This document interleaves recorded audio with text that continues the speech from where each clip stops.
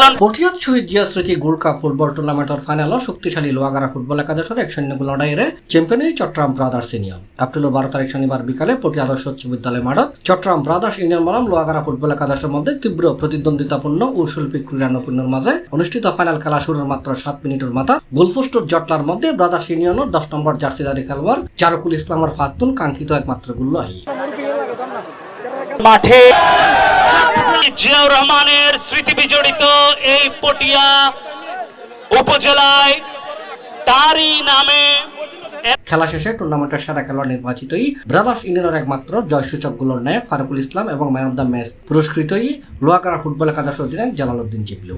খেলা শেষে 1-0 গোলের জয় লয়ে মাঠ ছাড়ে চট্টগ্রাম ব্রাদার্স ইউনিয়ন। মাধ্যমে যে আলোটা বিচ্ছুরণ করবেন সেই আলোটা বৃদ্ধি পাবে, কিন্তু আপনার কখনো কমবে না, আপনার নিজের কখনো কমবে না। যারা অতি কষ্ট করে গত 1 মাস ধরে এই খেলা হচ্ছে 15 বছরের শাসন আমলে আওয়ামী লীগ চারিদিকে কিশোরগঞ্জ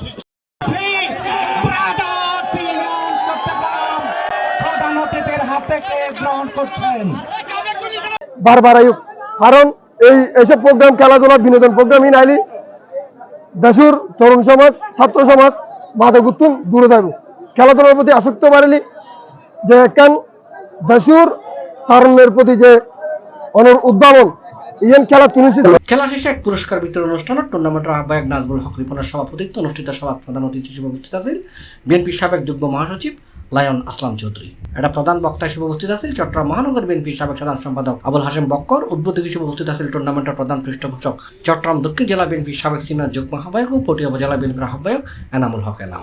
অনুষ্ঠানত বিশেষ অতিথি হিসেবে উপস্থিত আছেন উপজেলা বিএনপির সদস্য সচিব খুরশেদ আলম, টুর্নামেন্ট পরিচালনা কমিটির আহ্বায়ক নাজমুল হক রিপন, সদস্য সচিব মুজাম্মেল হক, উপজেলা বিএনপির যুগ্ম আহ্বায়ক মইনুল আলম সুটন, কামাল উদ্দিন, ছাত্রদল নেতা এস এম নয়ন, ইমরান উদ্দিন সহ আরো অনেকেই। প্রধান অতিথির হাত থেকে গ্রহণ করছেন। C+ TV Chittagong.